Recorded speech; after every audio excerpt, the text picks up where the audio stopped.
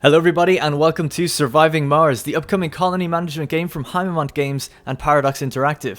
Now as the review embargo isn't up yet, I thought it would be best to show you the first 100 days and let you make your own mind up on whether it's for you or not.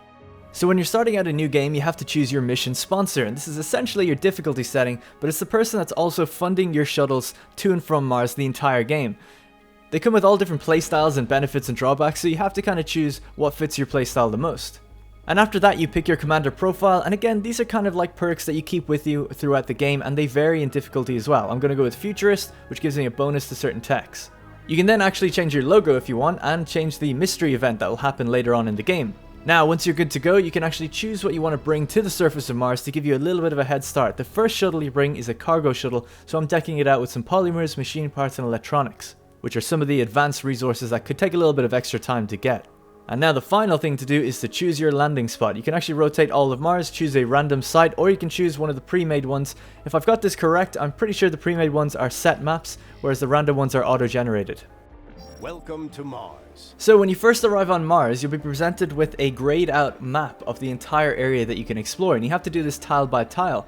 I've taken 2 orbital probes with me from Earth, and they're one-time use only that will unveil one single tile, and then the rest you have to survey over time. Next, you'll want to take a look at your research and decide what one you want to go down. I think engineering's a pretty good one to begin with, as it increases the cargo space of future rockets, and we'll be sending more than just one to Mars.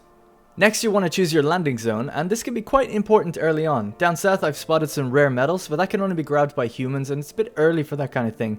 Up here though, next to the black specks of rock, that can be harvested for metals by our drones and our robots, so it's a good place to land next to that, and next to the concrete, which is just to my left. That's the yellow patch there.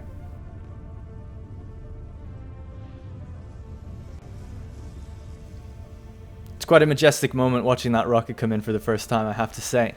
So, when it opens up, we've got our first little transport rover coming out, and that thing can carry a bunch of resources around the map and go gather them from these different rock piles, whereas the drones that are following behind, they can only carry one at a time, and they're very much the workforce, the builders if you will, of Mars. Humans never build, it's always the drones that do it.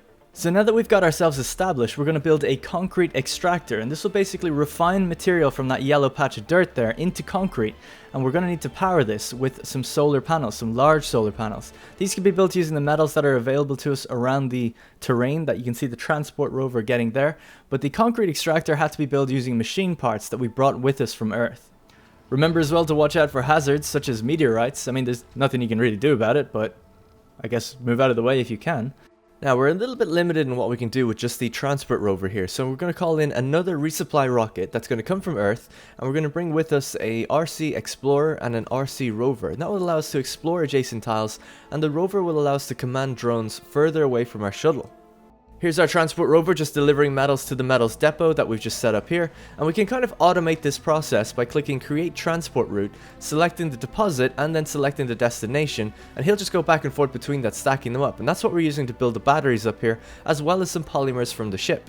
And here we've got our second shuttle coming from Earth, and this should contain the rover and the explorer, which will allow us to look around the map a bit quicker and gather some extra resources quicker. After you're done surveying a sector, you can send out the Explorer to analyze anomalies within it, and that'll get you instant technologies or just a boost to your tech research. The RC Rover arrived with a bunch of extra drones, and we can see that they're piling up the resources now much faster, taking it out of the ships and gathering it from the surrounding areas. Their zone of controls of where the drones can go is those blue rings around the 2 ships. So this is really what I wanted the RC Rover for. We can get the transport to come out here, dump some resources like metals and electronics, and we're going to build a sensor tower. So the RC Rover is coming along now on the left, and this acts as a sort of mobile drone hub. As long as the drones can stay within its zone of control, the drones have power and they can build things as long as there's some resources around to do so. So the sensor tower is up and running and active now, and I'm just getting the last bit of resources there. And we can check the other sectors now. There's now 200% boosts in these areas to the speed at which we can survey them. Thanks to our sensor tower, we've managed to survey this area pretty quickly, and we've discovered water on Mars. However, we need to build a water extractor to get it, and that's going to require building it with some concrete and machine parts that we'll get from our ship. Now our ships are pretty far away, and so is the power, so we're going to need to run cables all the way down and to the left to power the actual water extractor and get it working. So it's a bit of a challenge. So we've got the foundation for some of our pipes laid, and I've attached some water towers to it, and now I'm putting down the power cables below. These things only take metals, so we'll just have to ship some metals down here and the drones will get to work. One of the problems with building buildings separate to each other is that drones may not have coverage of it. Drones need coverage of everything, and that's because everything in surviving Mars has a maintenance cost. Whether it be pipes, power cables, or big machines, everything has a maintenance cost, and drones will come out to periodically repair that if it's in their range. It takes a resource to do so, so you need to have different resources in each area as well. So luckily we flew from Earth with 2 drone hubs, and I'm just positioning this in such a way that it's just about connecting this other one up north here. We've got a little bit of a gap on the right where we're probably going to have to feed our cables through an unmaintained area, and there's a chance that that could break down, so we'll have to make sure we keep an eye on that. So I've just got done laying the blueprints for where our power cables are going to go, and we need to connect the power all the way up to the power source so that our drone hub down south will work and everything will stay maintained down there. So similar to our water producer and our water tanks, we're going to build an oxygen producer which uses power, and then some oxygen tanks which will store any fall off oxygen in them. That way if power goes, we have a little bit of a fallback generator in a way that will keep oxygen flowing until the tanks run out. So the drones are just about to lay the final cable which should connect up everything. Power is full up on the batteries right now, so if we check our water extractor and just turn it on, it should be producing water, it seems fine, and the drone hub, and the drones are active. So now we just need to get them to build the Moxies and the oxygen tanks, and we're good to go.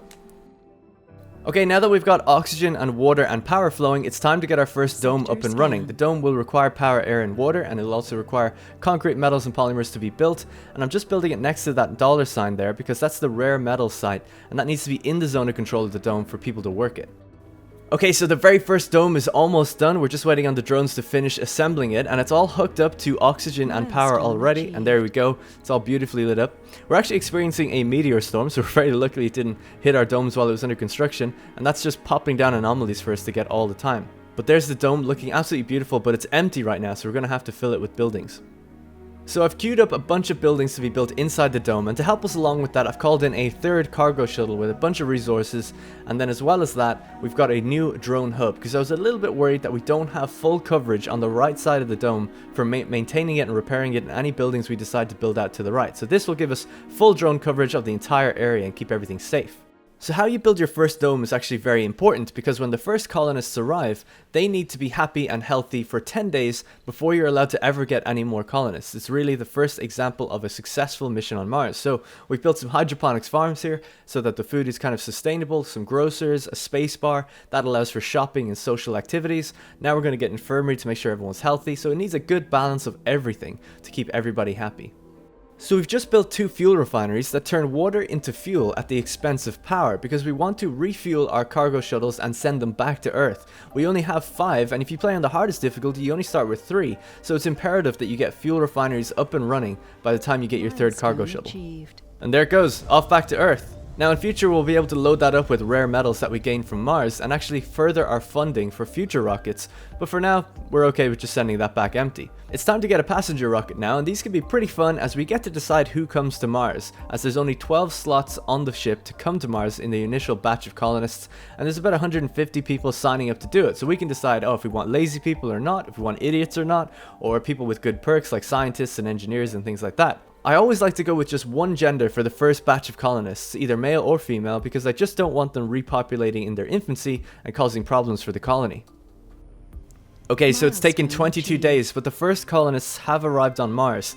And we could have done it a bit quicker, but I like to think we've got everything set up for them, all nice and cushy now. Good amount of oxygen flowing, good amount of water, and power is all good to go.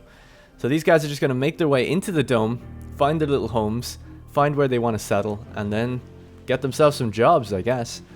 Man, this would be so weird, like lush green grass, water flowing in the distance. It's like some crazy Voltec experiment. You're just waiting for it to all go wrong. So like I mentioned, the colonists, or the dome people now, are basically assigning themselves different jobs to do. So we've got people on hydroponics and in the infirmary, and they've kind of divided themselves up into different living quarters. This guy, for some reason, is living on his own. I guess he just likes to be alone. And then we've got the people working on the space bar and people working in the rare metals extractor. So everyone's working on something, which means everything is going pretty well. I thought this was a kind of an important moment. It's the ship that they arrived on now departing back to Earth. Probably going to get more passengers in the future, but they can't get any for 8 days. So these guys are very much an experimental colony, and if they survive another week, then we're all good to bring new people.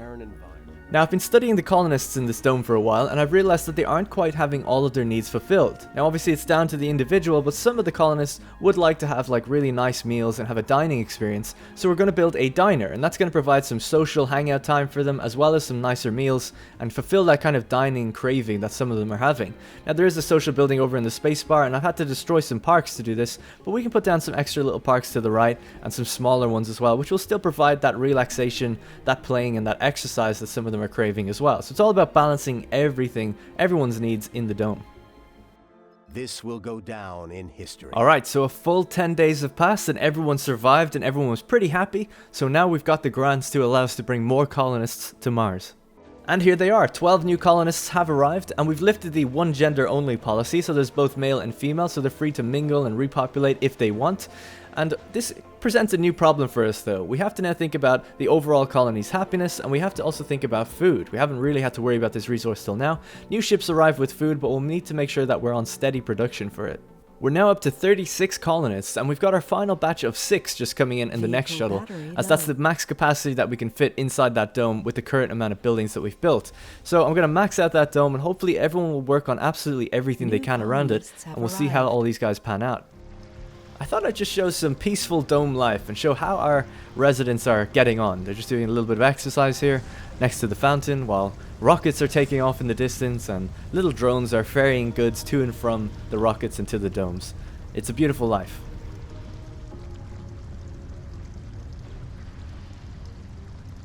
Now that we've maxed out the population of our first dome, it's time to look building the second dome. In fact, we've actually got an overflow of population in the first one, considering some children are being born. So this dome is now going to be placed a little bit further south, and its zone of influence is going to be around the metals deposit, and that will allow us to gather metals, as we have a finite amount of those little black rocks that we've been using for metals since before then.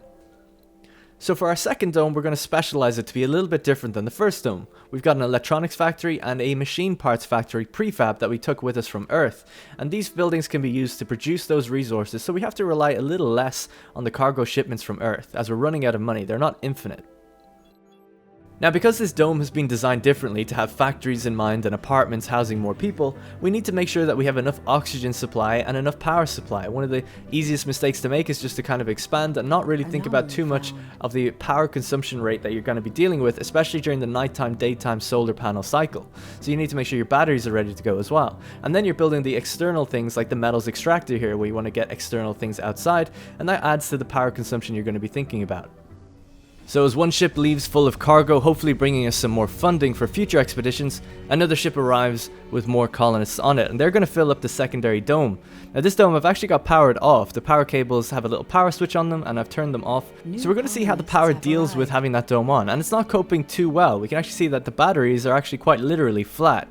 As the batteries get full, they raise up in the air. So I'm going to build some new solar panels to compensate. So when you've just set up a new dome and you've only got maybe 12 or so people in it, you can't necessarily fill all the jobs that might be there for it. There might be 30 available jobs and only 12 people, so you have to kind of dynamically set the different shifts that you want people to go and work at. So that's what we're doing here. We're making sure that each building has at least one person on it at one shift, so that all the services are running.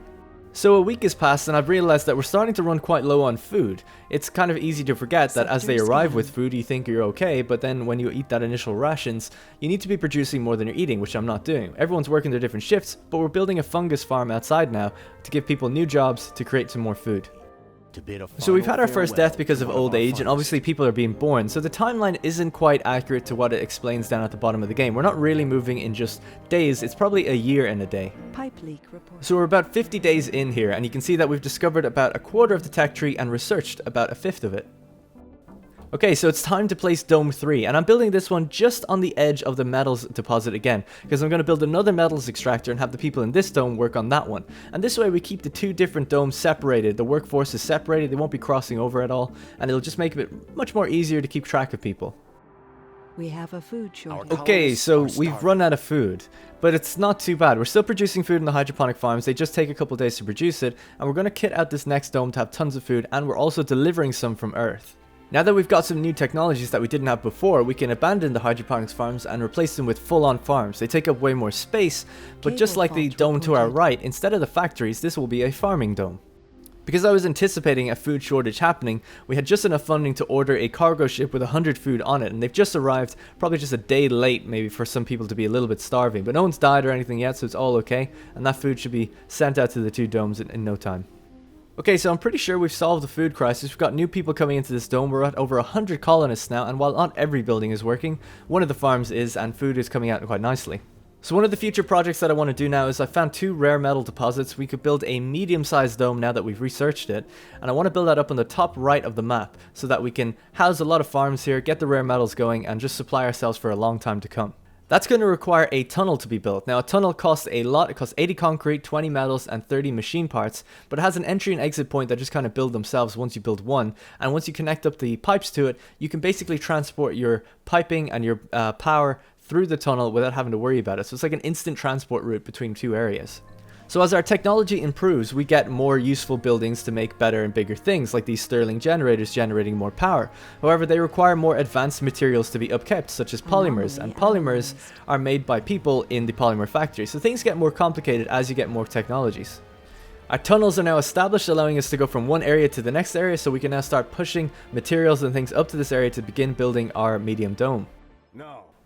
So this is one of the mystery events in the game. There's I think around 10 of them, and it's random which one you get. This guy is like a billionaire and he wants to help us build stuff in the solar system, and we'll see more of that a bit later.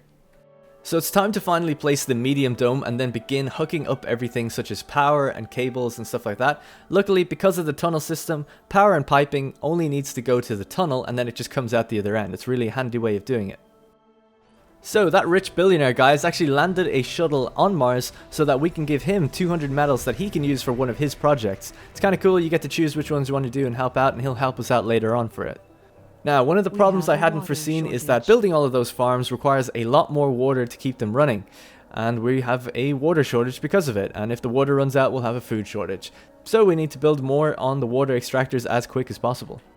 So now the water is actually stopped completely and all of our domes are screwed, and that's because the water deposit up to our top left has completely run out. So we're going to have to decommission these things to get the resources for them as quick as we can and ship those resources down to the other water extractors so we can begin getting the extraction going again and alleviate this problem. Alright, so we've got 2 out of the 3 running at the moment. We need 3 really to be back at the level that we were. The water situation has been fixed for now, and we're still working on that medium dome up here, but we've run out of polymers, so we're running very low on polymers, and these are used to keep the solar panels on. Unfortunately, they require fuel to be created, so we have to get as much fuel as we can now as well. We have a food shortage. Right, so now we've got another big food shortage because our crops failed when our water ran out temporarily. So we need to get a new shipment of food to hopefully save some people's lives. We're getting pretty desperate up here. So in a desperate attempt to relieve the food shortage, I've brought in some extra colonists, which will arrive with some food, and they can also run into the medium dome, which is now up and running, and watered and powered, and the farms are ready to go. So hopefully they'll go in there and start working on the food immediately. We are encountering some heavy water issues. All of these farms cannot be kept going with the amount of water that we're supplying, and our tanks have run dry. Domes are running without water, and we've got some serious issues now. A colonist just snapped. One of our colonists' sanity is just dropped to a critical level. Generally everyone's okay, but it's starting to set in that we're on the verge of death. A colonist has died. Okay, someone has just died, and they died of dehydration. This may be the first of many. This dome is without water. The recent colonist deaths are a worrisome trend which cannot be ignored. About 4 people have died now from dehydration. This problem is becoming an epidemic. A colonist has died. And it's all falling apart. We're on day 101. We're down to 108 colonists. We've lost about 30 people, and we've got renegades stealing resources now. We've got banditry. People are fighting in the streets, fending for themselves. All that's left is the robots. Anyway guys, that's going to be it for the first 100 days on Mars. I've since learned how to manage my farms better. Crops have different yields and rotations and soil qualities, and I never looked after that. So I've actually managed to pull myself out of it on Twitch, but I thought I would show you the first 100 days as I experienced them, and it was rough. A lot of people died. Anyway guys, that's going to be it for the video. Let me know what you think of Surviving Mars. The impressions and review embargo isn't up until the day of release, so I can't give mine, but I'd love to hear yours in the comments below. And if you want to see more Surviving Mars content, hit that subscribe button and I'll have the review out on the day of release. Thanks very much for watching, and I'll see you in the next one.